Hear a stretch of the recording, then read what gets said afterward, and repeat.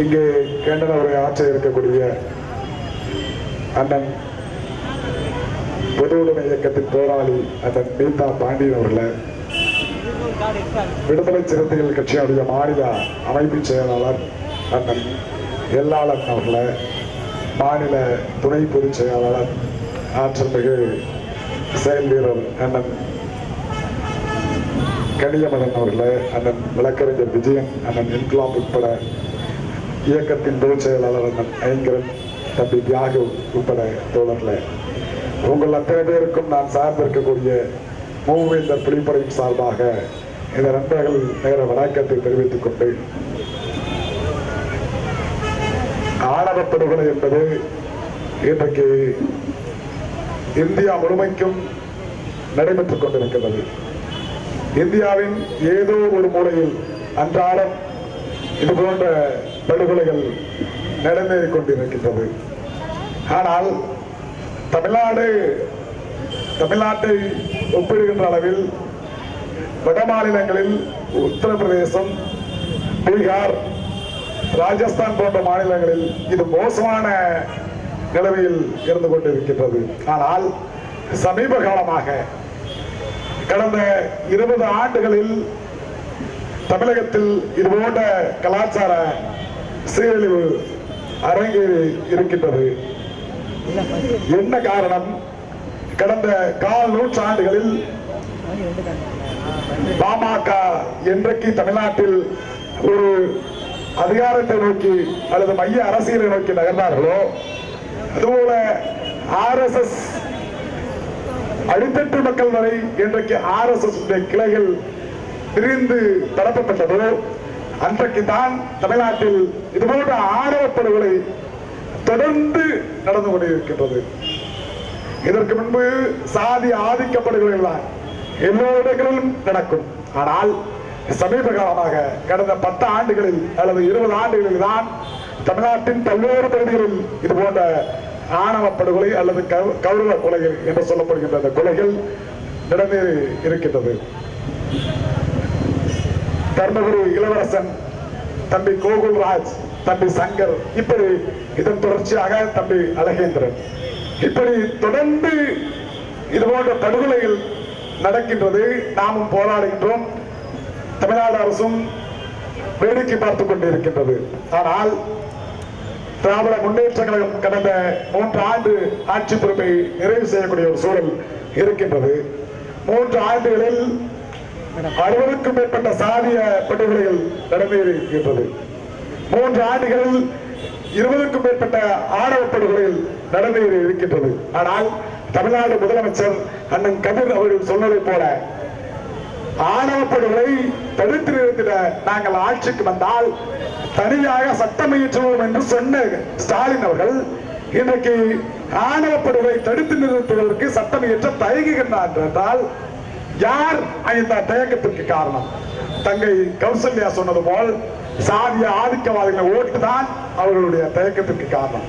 ஆனால் ஒப்பீட்டளவில் இன்றைக்கு தேர்தலில் கடந்த நாடாளுமன்ற தேர்தலாக இருந்தாலும் சரி, 2021 சட்டமன்ற தேர்தலாக இருந்தாலும் சரி, ஒப்பீட்டளவில் யாருடைய வாக்குகள் அதிகமாக திராவிட முன்னேற்ற கழகத்திற்கு பதிவாக இருக்கின்றது என்றால் ஒடுக்கப்பட்ட மக்களுடைய வாக்குகள் தான், சிறுபான்மை மக்களுடைய வாக்குகள் தான். ஆனால் ஏன் அவர் அந்த தயக்கத்திற்கு உள்ளாகின்றார் என்பது தெரியவில்லை. துரைமுருகன் போன்றவர்கள், அண்ணன் மூர்த்தி போன்றவர்கள், இது போன்ற சாதி ஆதிக்க வெறிபிடித்த சக்திகள் தான் அங்கேயும் இருக்கின்றது. ஏன் மூர்த்திக்கு சமூக நீதியை பற்றி ஏதாவது தெரியுமா? அல்லது நேருவுக்கு சமூக நீதியை பற்றி இல்ல சாதிய ஆதிக்கத்தை பற்றி ஏதாவது தெரியுமா? அல்லது உணர்ந்திருப்பாரா?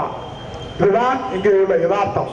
திராவிட முன்னேற்ற கழகமாக இருந்தாலும் சரி, அண்ணா திராவிட முன்னேற்ற கழகமாக இருந்தாலும் சரி, எல்லா இடங்களிலும் அதிகாரத்தில் இருப்பவர்கள் அல்லது அதிகாரத்தில் தொடர்பு இருப்பவர்கள் யாராக இருக்கின்றார்கள் என்றால் சாதிய ஆதிக்கவாதிகள் தான் அவரோடு நெருக்கமாக இருக்கின்றார்கள் அல்லது மையத்தில் இருக்கின்றார்கள். இதுதான் இங்கே இருக்கக்கூடிய சிக்கல்.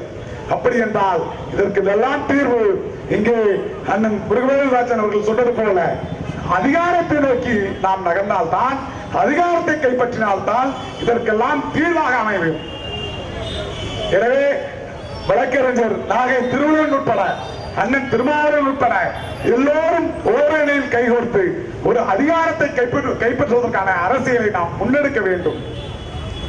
காதலும் வீரமும் தமிழரின் பண்பாடு என்பார்கள். ஆனால் எந்த பண்பாட்டை போற்றக்கூடிய தமிழ் சமூகம், வீரத்தை போற்றக்கூடிய தமிழ் சமூகம், காதலை போற்றக்கூடிய தமிழ் சமூகம், புறநானூற்றை போற்றக்கூடிய தமிழ் சமூகம் இன்றைக்கு யார் காதல் செய்கின்றார்கள், யாரை காதலிக்கிறார் தன்னுடைய மகள் அல்லது யாரால் காதலிக்கப்படுகிறார் என்பதை தெரிந்து அந்த காதலை முறிப்பதற்கு அல்ல அந்த காதலை சிதைப்பதற்கு முன்னணி படை வீரர்களாக இங்கே தமிழர் பண்பாட்டை, தமிழர் அரசியலை அல்லது தமிழ் சாதியின் பெருமைகளை பேசக்கூடிய நபர்கள் தான் இருந்து கொண்டிருக்கின்றார்கள். அன்பார்ந்த தோழர்களே, இன்றைக்கு தமிழ்நாடு முதலமைச்சர்களுக்கு நாங்கள் மெத்த பணிவோடு கேட்டுக்கொள்வது, கடந்த மாதம் திருநெல்வேலியில் மார்க்சிஸ்ட் கம்யூனிஸ்ட் கட்சி ஒன்றிய அலுவலகத்தில் ஒரு சாதி வெறியன் 10க்கும் மேற்பட்ட நபர்களோடு சென்று அந்த அலுவலகத்தை சூறையாடுகின்றான் என்றால் அவனுக்கு பின்னால் இருப்பது யார்? அவனுக்கு நிதியுதவி செய்வது அந்த வெள்ளாளர் சங்கத்துக்கு தொடர்ச்சியாக தமிழ்நாடு எங்கும் நிதியுதவி செய்வது உங்களுடைய மருமகன் சபரீசன் தானே. அவரை போன்ற வெள்ளாளர் சங்கங்களை, பிள்ளைமார் சங்கங்களை வளர்த்து வருவது சபரீசன் உட்பட அனைவரும் அதில் குற்றவாளிகள். பந்தல் ராஜா என்ற சாதி வரியினுக்கு பின்புலமாக பக்கபலமாக இருப்பது சபரீசன் என்பதை இந்த இடத்தில் ஆணித்தரமாக நாங்கள் குற்றச்சாட்டுகிறோம். இதுபோன்ற தமிழ்நாட்டில் பல்வேறு பிள்ளைமார் சங்கங்களுக்கு பின்புலமாக ஒரு அமைப்பாக மாற்றுவதற்கு பணபலம் உட்பட அதிகார பலத்தை தவறாக பயன்படுத்தக்கூடிய சபரீசன் அவர்களை இந்த இடத்தில் நாங்கள் வன்மையாக கண்டிக்கின்றோம். நீங்கள் சமூக நீதி பேசக்கூடிய திராவிட மாடல் ஆட்சி நடத்துகின்றீர்கள். தந்தை பெரியாரின் வழி வந்த நீங்கள், அண்ணாவின் பெயரை சொல்லி ஆட்சி நடத்தக்கூடிய நீங்கள் இன்றைக்கு உங்கள் மகன் ஒரு சாதிய சங்கத்தை பின்புலமாக நடத்துகின்றார் என்றால் ஏன் அதை நீங்கள் வேடிக்கை பார்க்கின்றீர்கள்? இதற்காக வேடிக்கை பார்க்கின்றீர்கள்? இன்றைக்கு நீங்கள் வேண்டுமானால் முதலமைச்சராக இருக்கலாம். எல்லா அதிகாரங்களும் எங்கே இருந்து உத்தரவுகள் வருகின்றதால் சபரீசன் என்பதால் உத்தரவு வருது.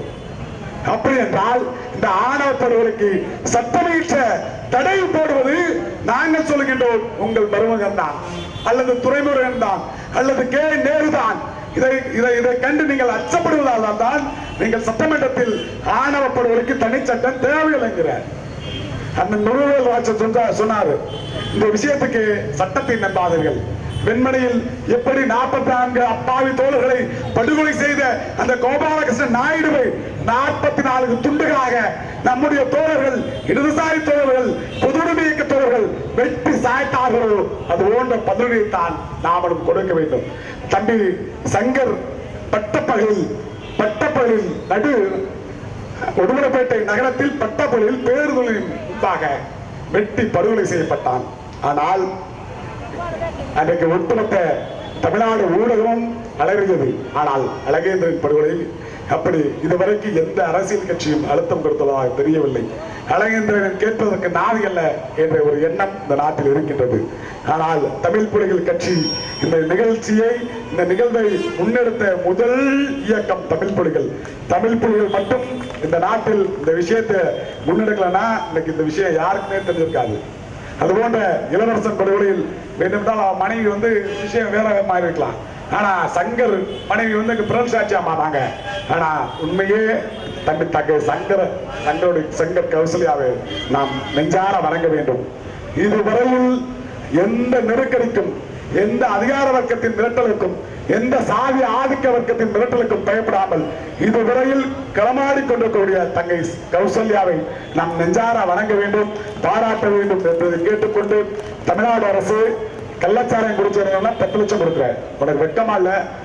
சிவகாசியில உழைக்கின்றான் பாட்டாளிகள் டெய்லி வெடிகு மருந்து கிடங்கல தங்களுடைய உயிரை பணைய வைத்து இந்த நாட்டின் பொருளாதாரத்தை உயர்த்துவதற்காக, அந்நிய செலவாளியை பெற்றுத் தருவதற்காக அங்க தினமும் அதாவது வெடிமருந்து நம்ம கண்டல பயப்படுறோம்.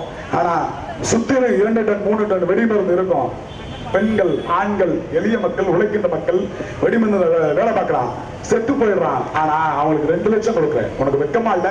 கள்ளச்சாரம் குடிச்சு இறந்த அந்த தொழிலாளர்களுக்கு நாங்க இப்ப